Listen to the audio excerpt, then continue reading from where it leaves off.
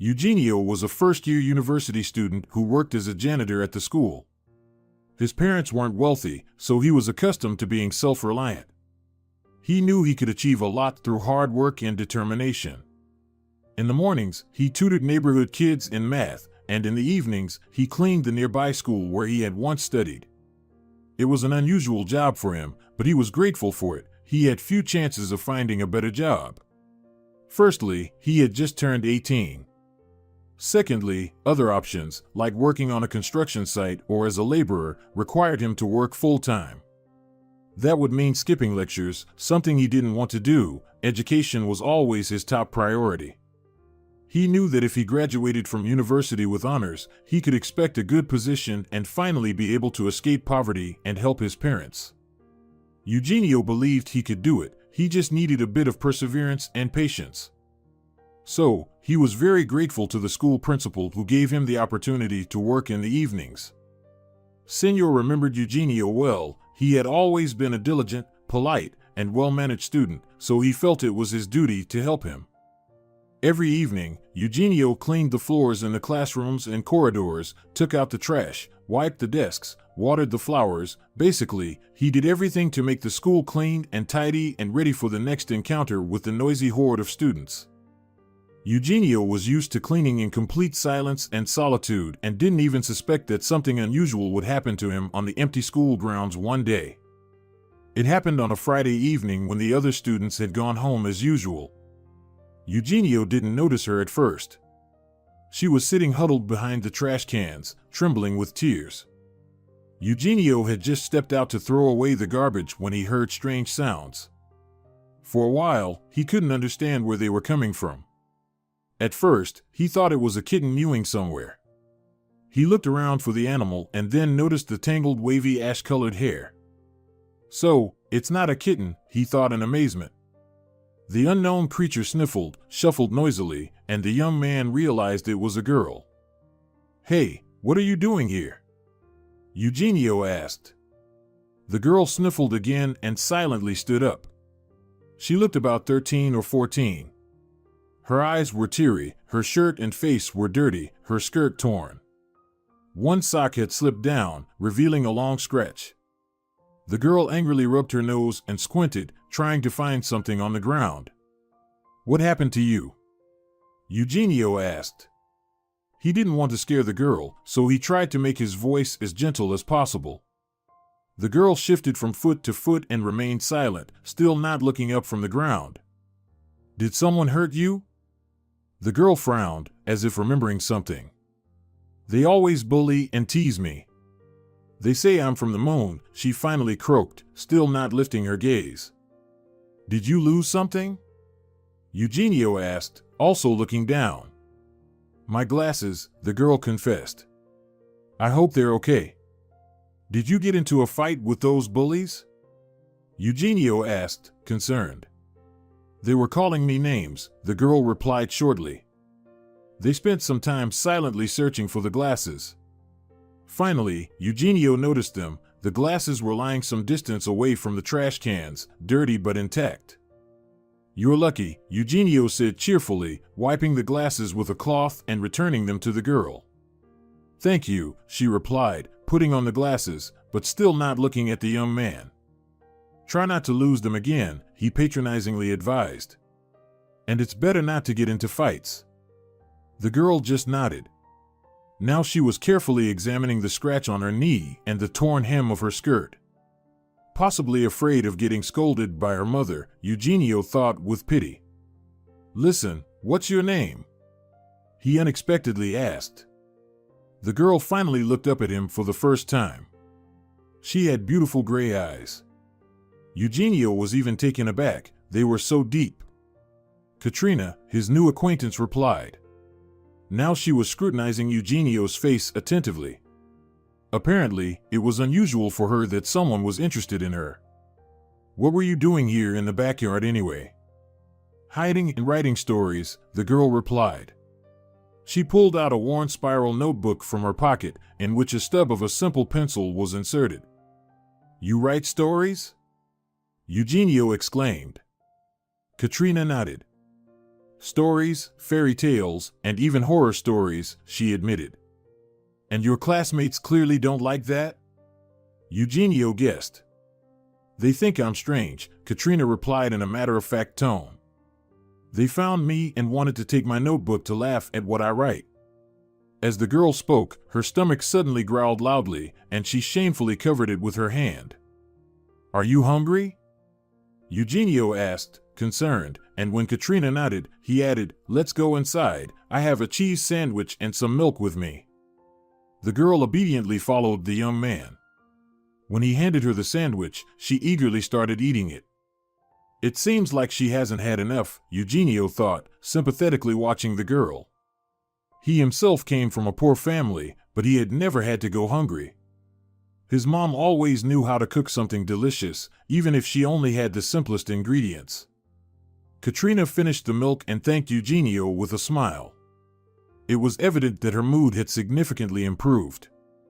I'll write a story about you, she promised. In it, you'll be an elf with kind eyes. With these words, she ran off. Eugenio shrugged and went to throw away the paper bag his mother had wrapped his sandwich in. Exiting the school building, he immediately forgot about the strange girl. However, the following week, when he came to clean, he saw her sitting on the windowsill on the ground floor. I've been waiting for you, the girl said timidly, looking trustingly at him with her big gray eyes. Eugene smiled at her, and Katrina, emboldened, handed him rolled-up sheets of paper. What's this? The guy asked. It's a story about you, Katrina replied, looking into his eyes again. So, about the elf with kind eyes? The young man clarified with a laugh. Exactly, the girl nodded. In this story, you, I mean the elf, save a beautiful enchanted fairy and give her a magical nourishing elixir, with which she regains her magical power. Wow, that's interesting, Eugenio exclaimed sincerely. And the fairy, if I understand correctly, is you. Katrina smiled shyly, tilting her head slightly. I'll definitely read your story. Thank you for trusting me, Eugenio said. The girl, squinting slightly, stared at him through her glasses, assessing whether he was making fun of her. When she realized that the guy was speaking from the heart, the girl straightened her shoulders, and Katrina smiled. You have a very nice smile, Eugenio remarked. His words again embarrassed the girl, and a blush spread across her cheeks. Would you like a sandwich? Today it's avocado, he offered. The girl eagerly nodded. She clearly had a good appetite. The guy handed her the paper bag with food and, saying that it was time for him to work, left. Katrina watched him leave for a long time. From that day on, the girl almost every day waited for Eugenio on the same windowsill. When he arrived, they exchanged a few words about her stories, and the guy invariably treated the girl to something tasty. Sometimes they stayed at school until late. They sat at a desk in one of the classrooms and read something together or studied Italian, which Eugenio loved. He noticed that Katrina was interested in everything, and the guy tried to tell her something new every time, something he had learned at lectures. You definitely need to go to university when you finish school. You grasp things quickly, you have a great memory. You deserve more than to languish in poor neighborhoods and a low-paying job. But I just want to write stories, Katrina objected. All I need for that is my imagination. Not only that, Eugenio disagreed with her. Good writers know a lot. The more you learn, the deeper your works will become. Upon hearing this, Katrina pondered for a long time. Do you think I can do it? She asked doubtfully, tracing her finger along the smooth surface of the desk. Getting into and graduating from university is no joke. Of course, Eugenio replied confidently. You can do anything you set your mind to. The girl lifted her chin, looked at the young man, and smiled. Eventually, Eugenio became so accustomed to Katrina that he couldn't imagine his life without her anymore. He noticed that every time she eagerly awaited him and listened attentively to every word he said. Eugenio realized that the girl had grown very attached to him. This scared him a little because he knew their friendship couldn't last forever. During the school holidays, he planned to find a new job to be able to afford extra courses. Katrina seemed to feel the same way. On the last day of school before the holidays, she was very sad. Eugenio felt like she was on the verge of tears. That evening, he brought her a big slice of chocolate cake that his mother had baked for his father's birthday. Katrina eagerly attacked the treat. This time, they were sitting at one of the desks in the biology class, and Eugenio smiled as he watched the girl devour the cake. He was pleased that he could make his little friend happy. How easy it is to make someone a little happier, he thought. Katrina swallowed the last bite and washed it down with cocoa from the thermos. "Your mom cooks so deliciously," the girl confessed. Eugene nodded. "Indeed, she's a real master." He smiled in response. "The holidays start tomorrow," Katrina said and looked Eugenio in the eyes. "But I'll still come to school to meet you." However, the guy shook his head. "I won't be here, Katrina," he gently replied. The girl looked at him bewilderedly. "But, how?" "I won't be working at the school anymore," Eugenio admitted. "I found another job in the city center. I'm moving to a dormitory closer to the university next week." Katrina sadly lowered her gaze. "But, will we still see each other?" Eugenio felt his heart tighten, but he knew he shouldn't give the girl false hope. "Unfortunately, that's not possible. I'll be living in the city, and I won't be able to come here often. But you can come to our house for dinner. Mom and Dad would be happy to see you." "Yes, but I can come to you myself," Katrina objected. "I know how.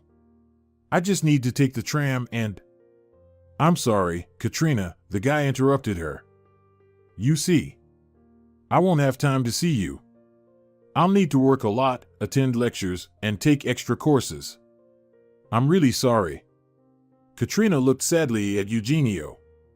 "So, you're leaving me? But we're friends, right?" she said, barely holding back tears. "And I love you," Katrina added softly. These words hit Eugenio like thunder. He felt that he meant a lot to Katrina, but he never thought she loved him. "You're the only one who really believed in me," the girl said, pleadingly looking into the young man's eyes. "And you? Do you love me?" Eugene didn't know what to say. "I'm sorry, Katrina," he whispered. "But you're still young." "I'll be 15 in 3 months," exclaimed the girl. "Yes, but still. You're so young. Now is not the time to think about love. You have your whole life ahead of you. You need to study, write stories, attend meetings with young authors. The whole world is open to you."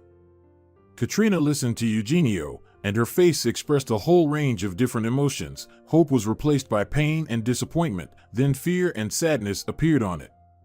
The young man's heart clenched again, but he couldn't do anything about it. "Please forgive me," he simply repeated. Tears welled up in Katrina's eyes. She jumped up from behind the desk and ran out of the classroom.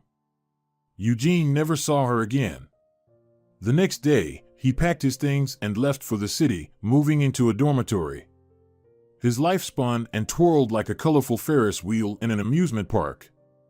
New acquaintances, meetings, friends, lectures, courses, exams, concerts, performances, holidays, sports, trips, and travels in all this vibrant whirlwind. Eugenio only occasionally remembered the pale face of the girl with big gray eyes. It would appear in his memory for a moment, stab his heart, and then sink back into oblivion. 13 years passed. During this time, Eugenio graduated from university with honors, but he was not lucky with a good job. Despite his diploma and various certificates, he got positions that didn't allow for growth. The young man couldn't accept it, as he was used to constantly evolving and striving for more since childhood. Of course, it wasn't all bad. Eugenio could afford to rent a spacious studio apartment in the center, help his parents, and even occasionally travel. But deep down, he knew that this was far from the limit of his dreams. Finally, after much contemplation, he decided to pursue banking. Studying came easily to Eugenio because he enjoyed learning new things. He wasn't afraid of starting over. So, as soon as he passed his final exams at banking school, he immediately sent his resume to all the available vacancies he could find in the city. He was invited for an interview at one of the country's largest banks, and Eugenio was very nervous as he prepared for the meeting. He even bought a new suit and shirt that suited him very well. Everything was going well, but the day before the interview, Eugenio suddenly felt weak. He became dizzy, and his temperature rose unexpectedly. This had never happened to him before, and the man attributed it all to the nervousness he felt before the interview. He decided to go to bed early to feel rested and full of energy the next day. However, in the morning, his temperature was still quite high, although he felt quite well. Deciding not to cancel the meeting, Eugenio drank some invigorating coffee and headed to the interview. On the way, he checked several times to make sure he had all the necessary documents and a copy of his resume. Everything was in place. "I'll be fine," Eugenio reassured himself. He anxiously checked his forehead, and it seemed to him that the temperature had dropped. Entering the bank building, he approached the girl at the reception desk. She said he needed to go to the third floor, find office 95, and wait to be called in. Eugenio thanked the girl with a nod and headed to the elevators. Finding office 95 was easy. Eugenio took a deep breath and sat on the soft leather couch opposite the door. There was no one else in the corridor, which pleased him. About 5 minutes passed. Eugenio impatiently glanced at the door, wondering if he should knock, when suddenly it opened. The man instantly jumped to his feet, wanting to greet the person who was supposed to conduct the interview with him. Imagine his surprise when he saw a young, beautiful woman come out to meet him. Her strict dark suit emphasized her slender figure. Long ash-colored hair was smoothly gathered at the nape of her neck. Big gray eyes looked attentively and inquisitively. A blush played on her cheeks. "Señor Cuero," she asked, and Eugenio noticed a slight hoarseness in her voice that seemed familiar to him. And the girl herself strongly reminded him of someone whom he just couldn't remember. His head suddenly spun again for a moment, and everything seemed like a dream to him. He nodded to the young woman and extended his hand for a handshake. "How may I address you?" he asked. "Señorita Camina," the girl replied, gesturing for him to follow her. They entered a bright office, from which there was a beautiful view of the city park with fountains and cozy shady alleys. The girl indicated a chair for Eugenio to sit in, and she took a seat opposite him. The man stared at her intently, trying to remember where they might have met, but his mind was shrouded in fog. Apparently, he did have a temperature after all. For a while, the girl looked over his resume, but Eugenio got the impression that she was just staring into space. Finally, she looked up and once again gazed intently into his eyes. "Señor Cuero, may I ask you a question?" "Of course," he nodded, feeling like the objects in the room were starting to blur. He somehow forced himself to focus on the face of his interlocutor. "You." She hesitantly began, and then blurted out, "Do you remember me?" Eugene was startled. He hadn't expected to hear that. The girl asked exactly the question that had been swirling in his inflamed mind all this time. I'm sorry. I'm feeling unwell today," Eugenio admitted weakly. The girl suddenly jumped up from her seat. "It's me, Katrina. Have you completely forgotten me, Eugenio?" she said with tears in her eyes. "You treated me to chocolate cake and said I had a bright future." "Katrina," whispered Eugenio. "It's you. You've become so." But he couldn't finish the sentence.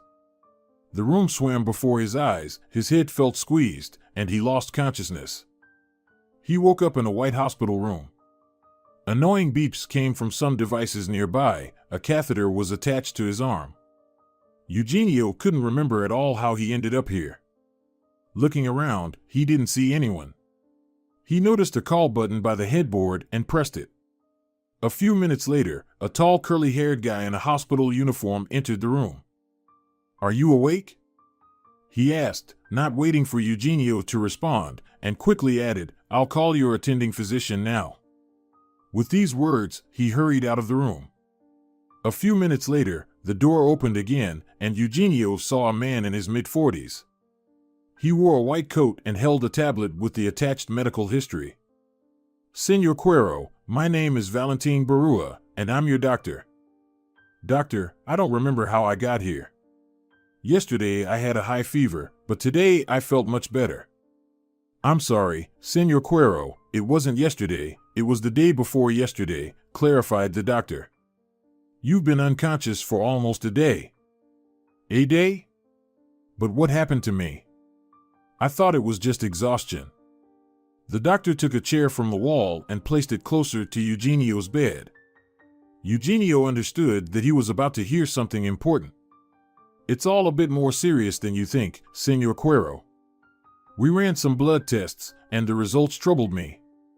We need to do an ultrasound and perform other procedures." "Doctor, do you think it's that serious?" "I'm sorry to upset you, Senor Cuero, but yes. You need further examination. Have there been any cases of serious illnesses in your family?" Eugenio closed his eyes, trying to remember something, but his mind was blank. He shook his head. The doctor nodded and said he needed to attend to another patient, then left the room. Eugenio was left alone again. He couldn't wrap his head around how all this could have happened to him. Just yesterday, he was gearing up for a successful job interview, and all his thoughts were consumed by interviews and resume submissions. And now, a day later, he lay in a hospital bed, not knowing what was wrong with him and how serious it all was. Judging by the doctor's eyes, he clearly wasn't joking or exaggerating the significance of the situation. Eugenio nervously sighed and ran his sweaty hands through his hair. He hoped this wouldn't drag on for long, and he could soon return home to his normal life. He closed his eyes, and suddenly, a beautiful woman appeared in his mind, the one who came to him in the bank. Katrina. It was her, Eugenio remembered. How she has changed. He returned in memory 13 years ago. The girl he remembered was nothing like the woman he met in the bank. She seemed to have blossomed. Suddenly, Eugenio felt a dreadful drowsiness. Turning to the wall, he instantly slipped into a troubled sleep. The test results and ultrasound were not very promising. Eugenio had to stay in the hospital for further examination. He also didn't feel well. Lowering his temperature was difficult, and he started experiencing pains, having to take painkillers twice a day. The man was close to depression. Staying in the hospital was so difficult for him. His parents and friends called him, but he didn't want to talk to anyone. One day, he received a message on his phone from an unknown number. "Eugenio, how are you? I'm really worried. You passed out right in my office. I was so scared. Please, write how you're feeling."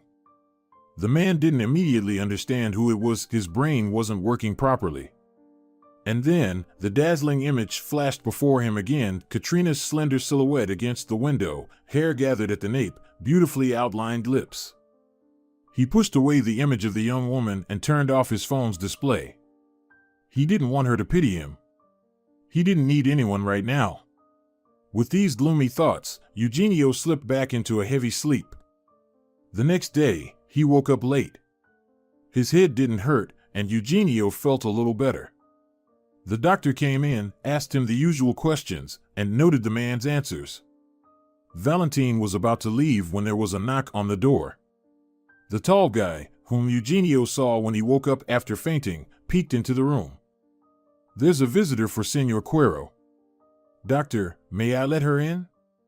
Senor Barua frowned for a moment, then nodded briefly. "Just briefly, please," he warned. Eugenie shifted uncomfortably under the covers. "But I'm not expecting anyone. And I haven't invited anyone," he muttered grimly. He felt his headache returning. "Bring me some painkillers, please," he asked the curly-haired guy. He nodded quickly and disappeared. Eugenie closed his eyes. Who could come to him? Why? No one should see him in such a state. He hadn't spoken to anyone except his attending physician and medical staff for a couple of weeks, even over the phone. He had sent a message to his parents, assuring them he was fine, so they would stop worrying. Eugenie heard someone enter the room again, but he didn't bother to open his eyes. He was irritated and didn't want to see anyone. He thought the nurse would leave the painkillers on the bedside table and leave, but that didn't happen. Suddenly, Eugenio felt someone sit cautiously on the edge of his bed. And he also sensed an almost forgotten scent from the outside world, the aroma of women's perfume. Eugenio abruptly opened his eyes and saw Katrina in front of him. She was staring intently at his face, and there was worry frozen in her eyes. "What are you doing here?" the man exclaimed sharply. The unexpected reaction caught the girl off guard for a moment. "I came to visit you," she whispered, her large gray eyes widening. Eugenio noticed that she had long, beautiful eyelashes, but he quickly dismissed that thought. "I didn't invite you," he cut her off. Katrina lowered her gaze and adjusted the gold watch on her wrist. "I thought you might be lonely," she said quietly. "And I brought you some chocolate pastries." "I don't need anything," Eugenio replied dryly. "And I'm not lonely at all. Should I leave?" Katrina, barely audible, casting a tearful look at the man. "Yes," he said firmly. "I want to be alone." Katrina slowly stood up and headed for the door. Eugenio watched her go. Today she was wearing a white knitted sweater and a mustard yellow skirt. It all suited her very well. The outfit gave her an airy and feminine look. Eugenio turned away. Katrina stood by the door for a while, holding onto the doorknob, hesitating to open it. Then she suddenly turned around and quickly crossed the room. "But I won't bother you," she exclaimed. "I just want to be here. I know you're seriously ill, but it doesn't matter. I won't pity you if you're afraid of it. I'll just sit here. Please don't push me away." But Eugenio didn't say anything in response. Katrina sniffled and quietly left the room. The man sighed. He knew it would be better this way for everyone. A week passed. Eugenio was still in the hospital. The pain didn't leave him. Katrina didn't come or write to him anymore. I probably offended her, the man bitterly thought, but he couldn't do anything about it. He still didn't want to let anyone close to him. He thought that maybe he would never be able to return to his old life. Then why give someone false hope? Why make his loved ones suffer? It's better for him to be alone. He's strong, he can handle it. One day, he fell asleep during the day and dreamed of Katrina. They were sitting again at their old school desk, but both were of their current age. Katrina was dressed in a tender turquoise dress, and she let her hair down. Eugenio lovingly looked at her, then reached out and carefully tucked a strand of hair behind her ear. "You've become very beautiful, Katrina," he whispered. The girl's cheeks blushed, and she leaned her head against his shoulder. "I've been waiting for you for so long, Eugenio," she whispered. Only now did the man notice the shiny necklace around her neck, adorned with a golden shell. Eugenio leaned in to get a closer look at her, and he began to feel dizzy. Katrina gently embraced him and held him close, and he felt himself becoming lighter. Eugenio woke up with a smile on his face. He reached for his phone and saw that Katrina had sent him a message. "I'm sorry, maybe I was too intrusive. I shouldn't have come," Eugenio read, then began to compose a reply. "It's me who should apologize." "I was rude," he replied. "How are you?" Katrina wrote. "Same as before," Eugenio replied. Katrina remained silent for a long time. He had already turned off the phone screen and placed it on the bedside table when suddenly it beeped. Eugenio glanced at the display. "You know, I haven't written anything for a long time. But you inspired me. This story is for you, Eugenio," he read. An audio file was attached to the message. With trembling hands, Eugenio pressed the triangle button to play it. Soft music filled the room, followed by Katrina's voice. It was very soulful and pleasant. Katrina read aloud, and her words carried the man far away, to places he had only been in childhood. He closed his eyes and let the beautiful story captivate his imagination, allowing him to momentarily forget about the worries that had plagued him all this time. He only woke up when Katrina's voice faded away, and the music ended. The story calmed and comforted him. Eugenio pressed the play button again and listened to the tale once more. The man was deeply impressed by the story, pondering what Katrina could achieve with her talent. She said she hadn't written for a long time. Did she really give it up? This thought troubled the young man for a while. Then exhaustion took over, and he fell asleep. The next morning, he realized he hadn't replied to Katrina's message. He picked up the phone and thanked her. She reacted with a pink heart. Her favorite color, Eugenio suddenly remembered. "Why did you stop writing stories?" he typed. He hesitated for a minute, then pressed the send button. The reply came almost instantly. "No time. Had to work a lot," Katrina replied. "You have a gift," Eugenio typed. Katrina didn't respond for a long time. "I don't know what's wrong with me. Maybe I just grew up?" she finally wrote. Eugenio pondered for a while what to reply, then wrote, "You've become very beautiful, that's for sure." Katrina responded with a smiley face. "So, I used to be ugly?" she wrote a couple of seconds later. "I didn't say that," Eugenio replied. Katrina remained silent. Eugenio turned his head to the window. The sun was shining brightly behind him. How long had it been since he last went outside? He couldn't remember. Although he was allowed to stroll in the hospital courtyard, Eugenio didn't want to. A notification sounded, and the man glanced at the display. "I wanted to tell you that I'm leaving soon," Katrina wrote. "Where to?" Eugenio asked. "I'm being transferred to another branch." "I'll be living on the coast," the girl replied. Suddenly, Eugenio felt a pang of bitterness. He remembered where he was and felt irritation creeping over him. He wasn't sure if he would ever be able to see the sea again. The man wasn't sure about anything. The message notification distracted him from his dark thoughts. "I want to see you one last time before I leave," Katrina wrote. "No," Eugenio replied. Tossing the phone onto the bedside table, he closed his eyes and tried not to think about anything. However, Katrina's image kept appearing before his mind's eye. He recalled the seashell necklace the girl wore in his dream. Eugenio suddenly caught himself thinking that he would like to go with her. Start a new life in another city. He had always dreamed of living by the sea, but he thought leaving his parents wouldn't be right. Now he understood that these were just excuses. He could visit them or offer to move with them. Eugenio looked back bitterly. How much in life had he postponed for later or found thousands of reasons not to do something? How many times had he betrayed his dreams? Eugenio felt anger and even rage. He wanted to scream and pound his fists into the wall.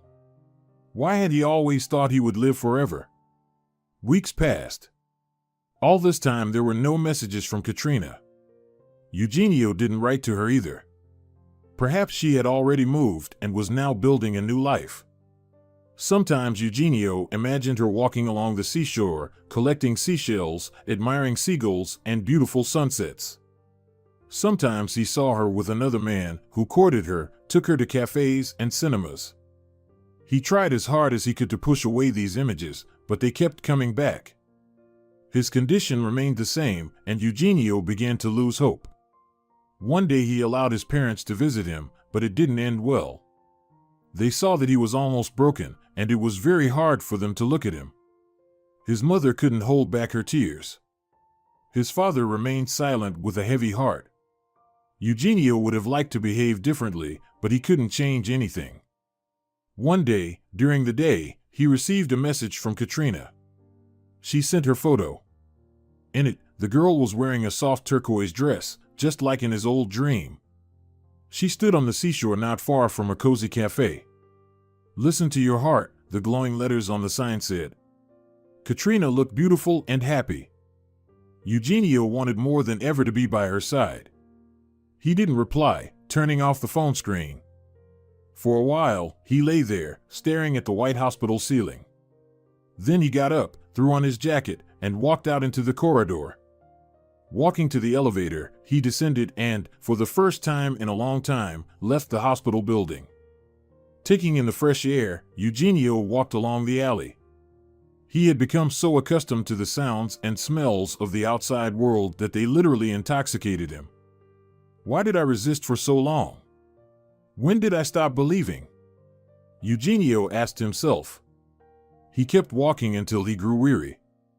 Sitting down on a bench, he breathed deeply for a long while. Then he got up again and continued walking. Eugenio started going out into the courtyard every day. Then, with the doctor's permission, he began doing simple exercises in a specially designated room. I can do this, the man told himself. I will succeed. I will live by the sea. I will live.